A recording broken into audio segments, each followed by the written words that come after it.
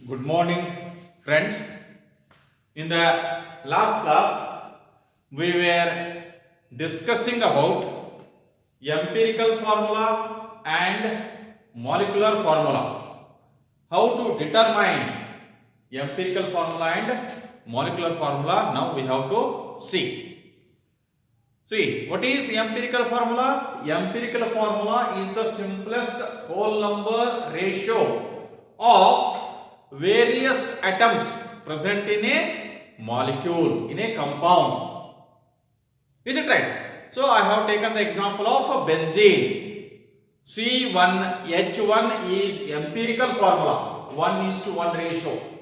ಏನಂತ ಹೇಳ್ತೀವಿ, ಕಾರ್ಬನ್ ಮತ್ತು ಹೈಡ್ರೋಜನ್ ರೇಷಿಯೋ ಯಾವ ರೀತಿ ಅದಾವಪ್ಪ ಅಂತಂದ್ರೆ 1:1 ರೇಷಿಯೋ. ಇನ್ನ ಬೆಂಜೆನಿದ ಮಾಲಿಕ್ಯುಲರ್ ಫಾರ್ಮುಲಾ ಅಂತಂದ್ರೆ ಏನ್ ಮಾಡ್ತೀವಿ, ಕಾರ್ಬನ್ ಕರೆಕ್ಟ್ ಆಗಿ ಎಷ್ಟು ಅದಾವು ಮತ್ತು ಹೈಡ್ರೋಜನ್ ಕರೆಕ್ಟ್ ಆಗಿ ಎಷ್ಟು ಅದಾವು, ಆಕ್ಚುಲಿ ಎಷ್ಟು ಅದಾವು, C6H6. ಆಯ್ತಾ? ಸೊ ಅದಕ್ಕೆ ಏನಂತ ಹೇಳ್ತೀವಿ, ಮಾಲಿಕ್ಯುಲರ್ ಫಾರ್ಮುಲಾ ಆಫ್ ಬೆಂಜಿನ್ ಅಂತ ಹೇಳ್ತೀವಿ. ಈಗ ನಾವು ಇದನ್ನ ಯಾವ ರೀತಿ ಕ್ಯಾಲ್ಕುಲೇಷನ್ ಮಾಡಬಹುದು ಅನ್ನೋದನ್ನ ನೋಡೋಣ. Calculation of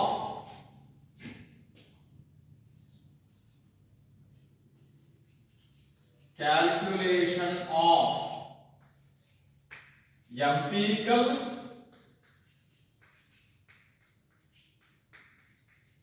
and molecular formulae.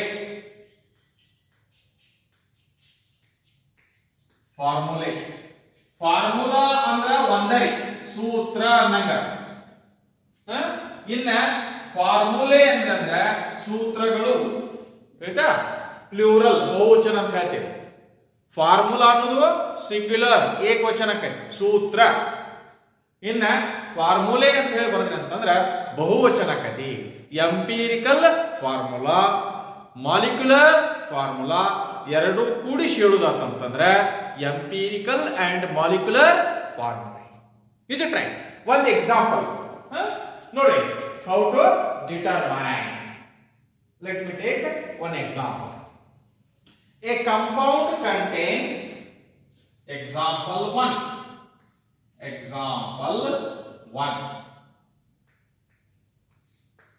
A compound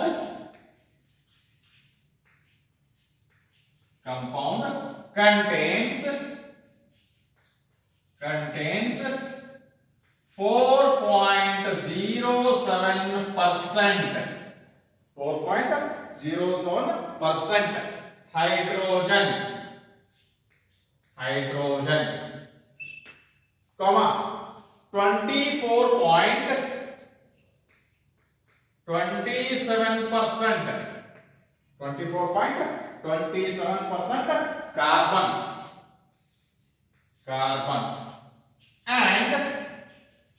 and rest is chlorine. See, its molecular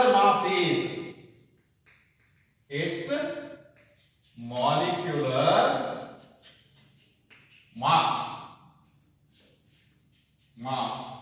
is how much? That is 98.96 U, ಅಂದ್ರೆ unified mass. What are its empirical and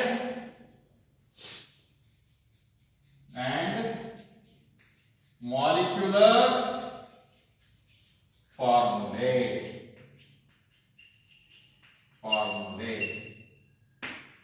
Question. ಆಯ್ತಾ? ಸಿ ಏನೇನು ಕೊಟ್ಟಾನೋ ನೋಡ್ರಿ ಮತ್ತೆ ಯಾವ ರೀತಿ ಕ್ಯಾಲ್ಕುಲೇಷನ್ ಮಾಡಬೇಕು. See solution given percentage of ಮೊದಲ ಕಾರ್ಬನ್ ಅಂತ ಬರೀಬೇಕು. percentage of carbon ಅದು ಆರ್ಗ್ಯಾನಿಕ್ ಕಂಪೌಂಡ್ ಆದಾಗ ನಾವು ಮೊದಲು ಏನು ಮಾಡಬೇಕು ಕಾರ್ಬನ್ ಅನ್ನು ತಗೋಬೇಕಾಗ್ತದೆ ಆಯ್ತಾ ಎಷ್ಟೈತಿ 24.27%. ಇನ್ನ ಹೈಡ್ರೋಜನ್ ಕೊಟ್ಟ ಪರ್ಸೆಂಟೇಜ್ ಆಫ್ ಹೈಡ್ರೋಜನ್ ಎಷ್ಟು 4.07%. 4.07%. ಆಮೇಲೆ ರೆಸ್ಟ್ ಈಸ್ ಕ್ಲೋರಿನ್ ಅಂತಾನ್ರಿ. ಅಂದ್ರೆ ಕ್ಲೋರಿನ್ ಆರಾಮಾಗೈತೆ ಅಂದ್ರೆ ರೆಸ್ಟ್ನಾಗ ಐತನ ಹಂಗಲ್ಲ, ಉಳ್ದದ್ದು ಕ್ಲೋರಿನ್ ಅಂದಂಗ 100 ಒಳಗ ನೋಡ್ರಿ 100 ಮೈನಸ್ 24.27 ಮೈನಸ್ 4.07 ಇದೆಲ್ಲ ಕೂಡ ಏನಾಗ್ತೈತಿ this comes out to be percentage of chlorine. Percentage of chlorine ಎಷ್ಟು ಅಂತ ನೋಡ್ರಿ ಹಂಗಾರೆ 100 ಮೈನಸ್ ಇದೆಷ್ಟು 28.34 ಇದು 7 14 ಆತ. ಸೊ 2 + 1 3 ಆತ. ಇದು 4 8 ಆತು 28.34. 28.34 ಅಂತಂದ್ರೆ ಉಳಿದ ಎಷ್ಟು ಸಿ 100.00 28.34 6 ಸೊ 4 ಆಮೇಲೆ ಇದೇನಪ್ಪ ಅಂತಂದ್ರೆ 1. So this comes out to be 71.46. So therefore percentage of chlorine is equal to 100 minus 24.027 minus 4.07. So that comes out to be 71.46%. 71.46%. Calculation ಮಾಡಿದ್ವಿ ನೋಡಿ. ಈಗ ಈ ಎಂಪಿರಿಕಲ್ ಫಾರ್ಮುಲಾ ಮತ್ತು ಮಾಲಿಕ್ಯುಲರ್ ಫಾರ್ಮುಲಾ ಏನ್ ಮಾಡೋಣಪ್ಪ ಅಂತಂದ್ರೆ ಎರಡು ಸ್ಟೆಪ್ ನೇ ಕ್ಯಾಲ್ಕುಲೇಷನ್ ಮಾಡೋಣ. Let me calculate this empirical formula and molecular formula in 2 steps. See how to calculate. Note step 1. Step 1 ಏನ್ರಿ calculation of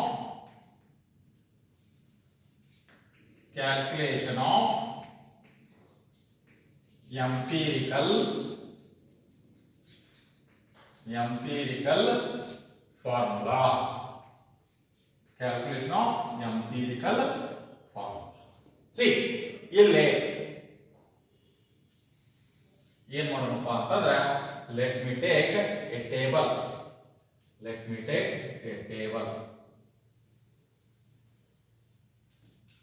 No. On table ಹಾಕೋರಿ. ಸ್ವಲ್ಪ ದೊಡ್ಡ ಮಾಡೋಣ. ಇದು ತಗೋರಿ. बेटा फर्स्ट कॉलम इल्ले फर्स्ट कॉलम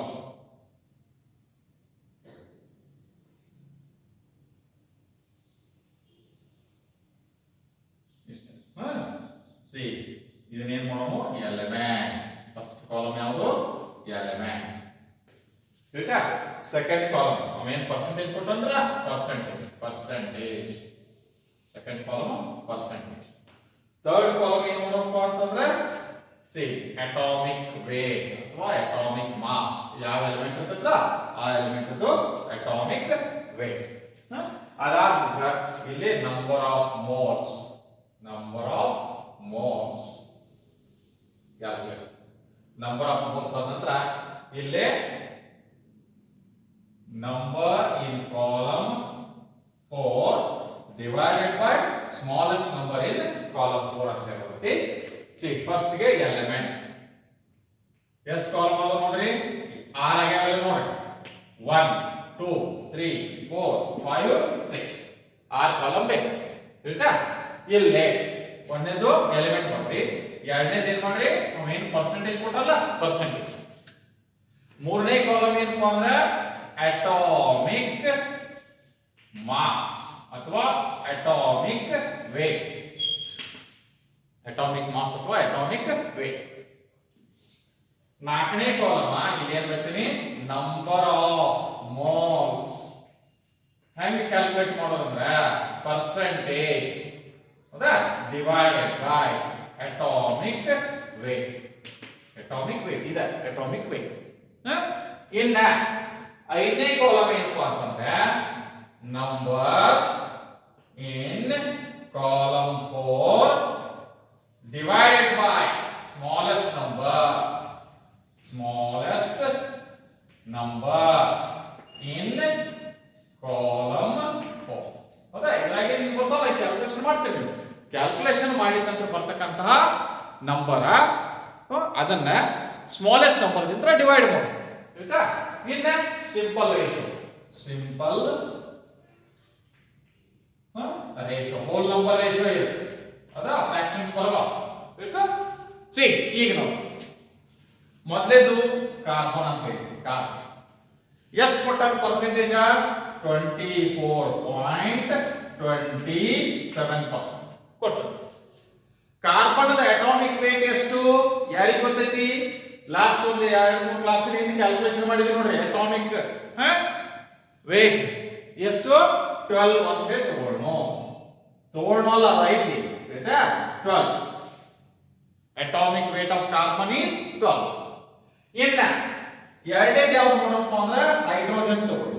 ಹೈಡ್ರೋಜನ್ ಎಷ್ಟು ಕೊಟ್ಟಾರ 4.07.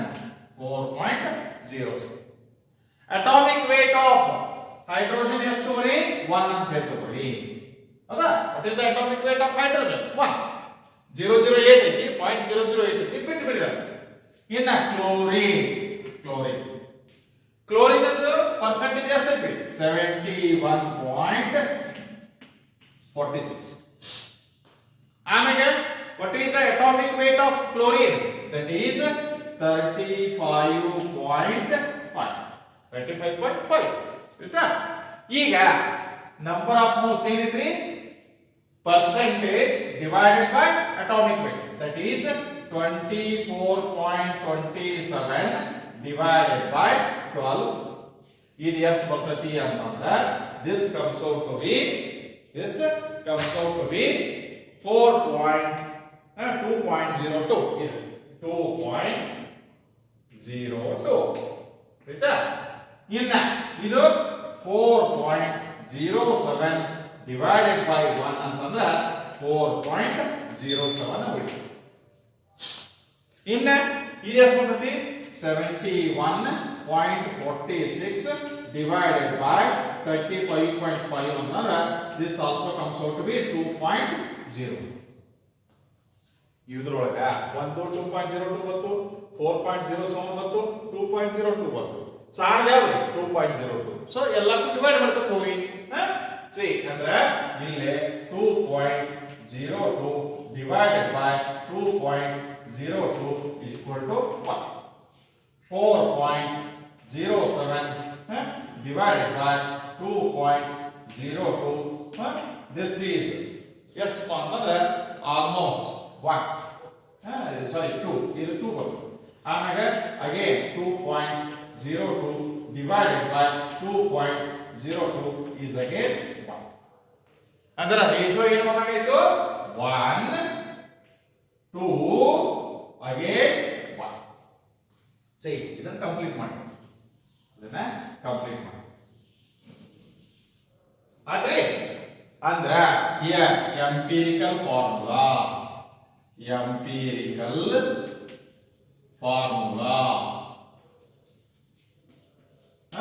carbon is to hydrogen is to chlorine. Yes, that is 1 is to 2 is to 1,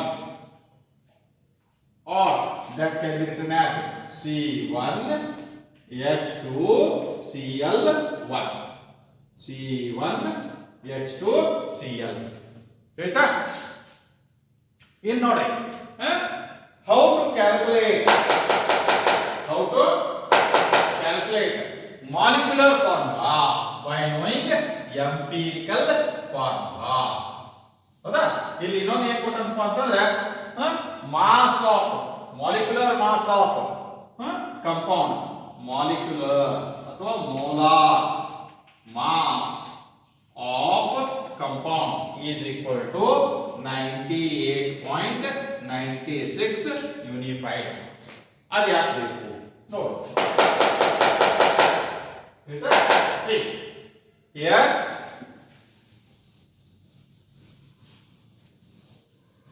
ಈಗ ನೋಡಿ ನೆಕ್ಸ್ಟ್ ಸ್ಟೆಪ್ ಏನಪ್ಪಾ ಅಂತಂದ್ರೆ that is the calculation of molecular formula.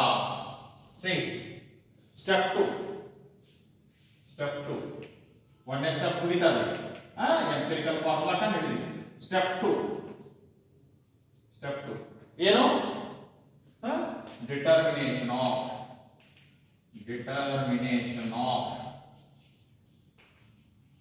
Molecular formula. Determination of molecular formula. See ಇಲ್ಲೇ molecular formula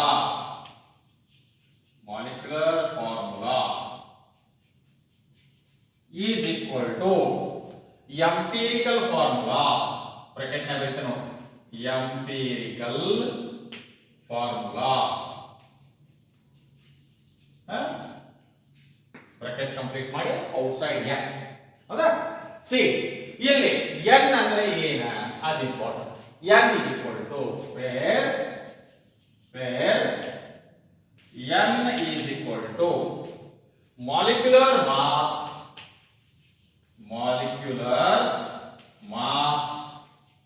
ಕೊಟ್ಟಂದ್ರೆ molar mass ಅದ molecular mass ಆಯ್ತಾ, divided by empirical formula mass.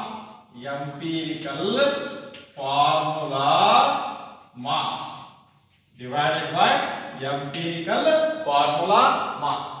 See ಇಲ್ಲಿ empirical formula mass ಅಂದ್ರೆ ಏನ್ರಿ? Empirical formula ಕಂಡು ಹಿಡಿದೀವಿ, ಅದರೊಳಗೆ ಏನು items ಅದಾವ ಆ ಎಲ್ಲಾ ಐಟಮ್ಸ್ ಇದ್ದು ಅಟಾಮಿಕ್ ವೇಟ್ ಅನ್ನು ಕೂಡಿಸಿಬಿಟ್ರಿಪ್ಪ ಅಂತಂದ್ರೆ ನಮಗೆ ಏನು ಸಿಗ್ತೈತಿ? We are going to get empirical formula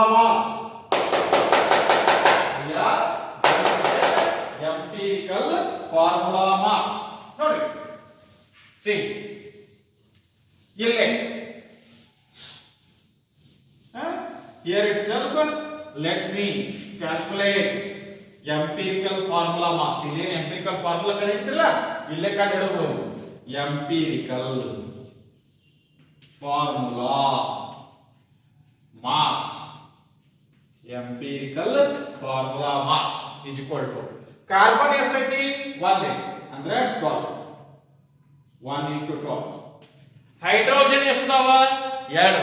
So 1 into 2, 2. 1 into 2, 2. Plus chlorine ಎಷ್ಟೈತಿ? 1. ಅದರದ್ದು ಎಷ್ಟು? 35.5. ಎಲ್ಲಾರು ಕೂಡಿಸಿದ್ರೆ ಅಂದ್ರೆ ನೋಡ್ರಿ 12 plus 2 plus 35.5 ಎಷ್ಟಾಯ್ತು? 12 plus 2 14. ಹೌದಾ? ಇದಕ್ಕೆ 14 ಕೂಡಿಸ್ಬಿಡ್ರಿ. 14 ಕೂಡಿಸಿದ್ರಪ್ಪ ಅಂತಂದ್ರೆ this comes out to be 49.5. 35 plus 14 second 49 ಆಗೈತಿ, 0.5 ಮೇಲೆ ಐತಿ. ಸೊ therefore ಈಗ ನೋಡಿ this is equal to molecular mass, molar mass ಕೊಟ್ಟಿದ್ದವ ಎಷ್ಟು? 98.96 divided by empirical formula mass ಎಷ್ಟು ಬರ್ತದೆ? that is 49.5. ಇದು approximately ಎಷ್ಟು ಬರ್ತದಪ್ಪ? 2 ಬರ್ತದೆ. ಹೌದಾ? ಸೊ n ವ್ಯಾಲ್ಯೂ ನಮಗೆ ಗೊತ್ತಾಗ್ತದೆ. So therefore molecular formula is equal to empirical formula ಗೊತ್ತೈತಿ C1H2Cl1. ಹೌದಾ?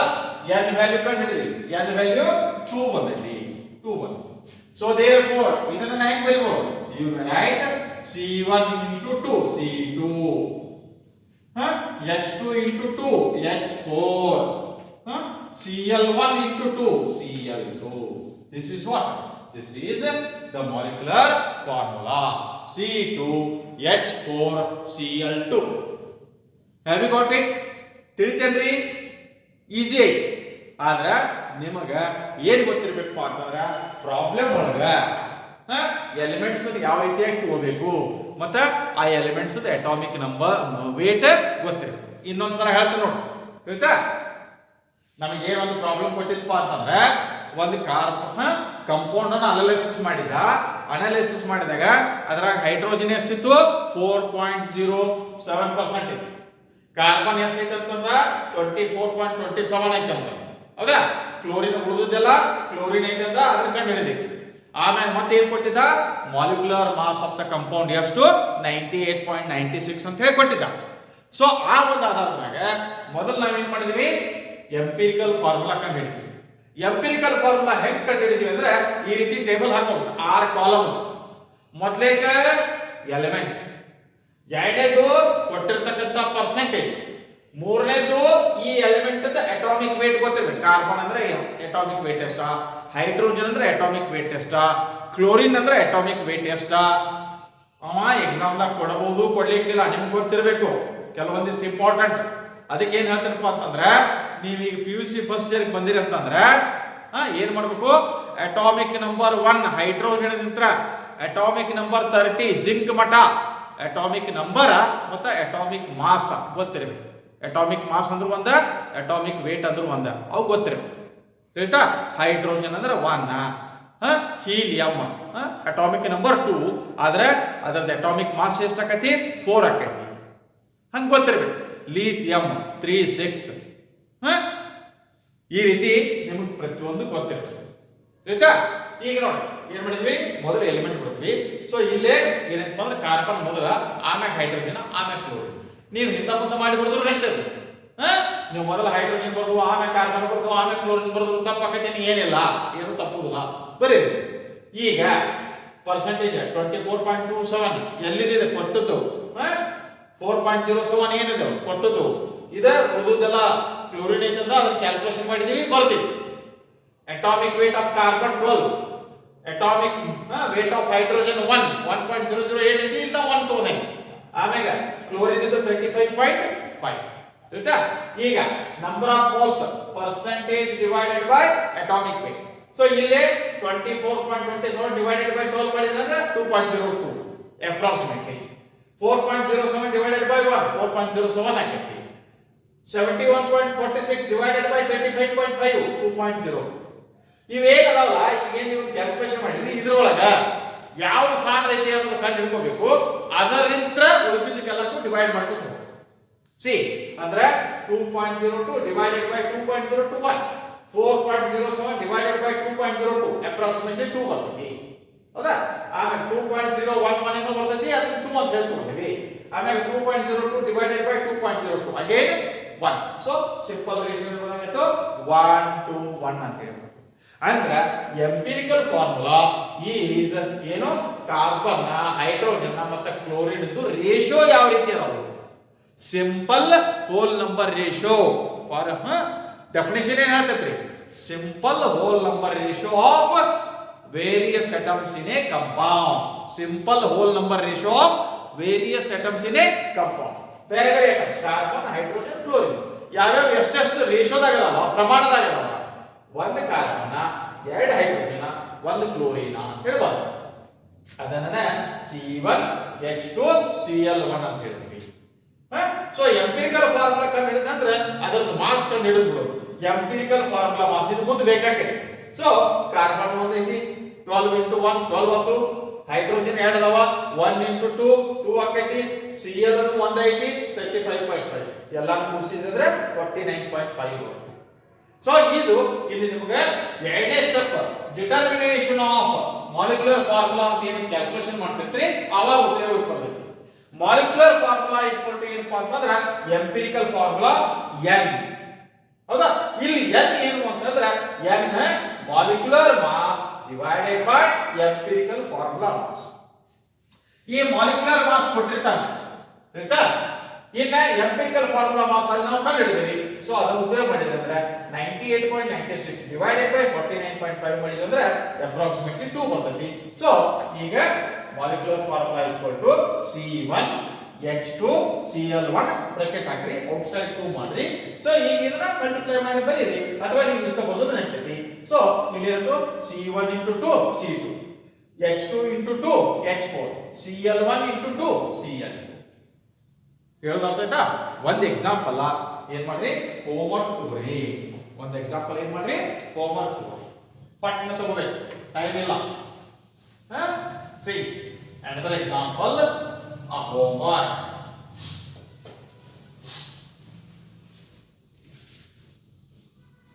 Example 2.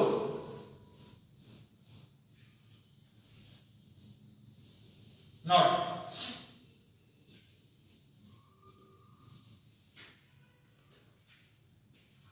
A compound contains,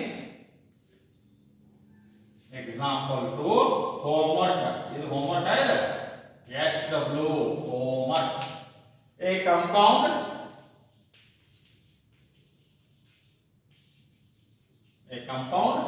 contains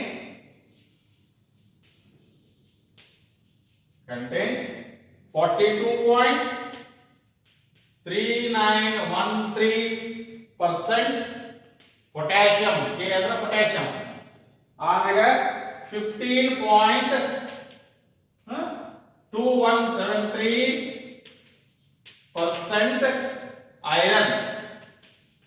ಆಮೇಲೆ 19.5652% carbon and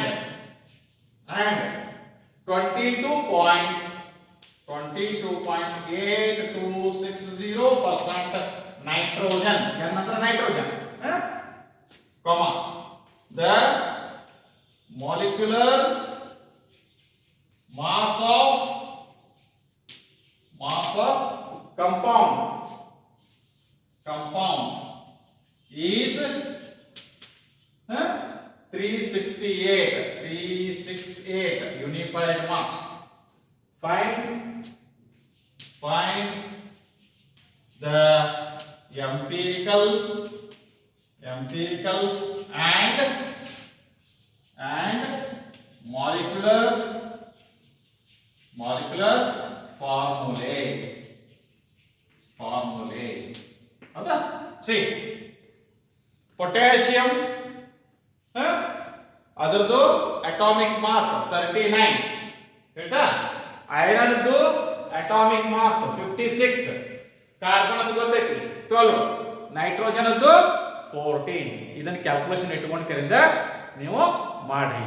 thank you. Remaining will see in the next class.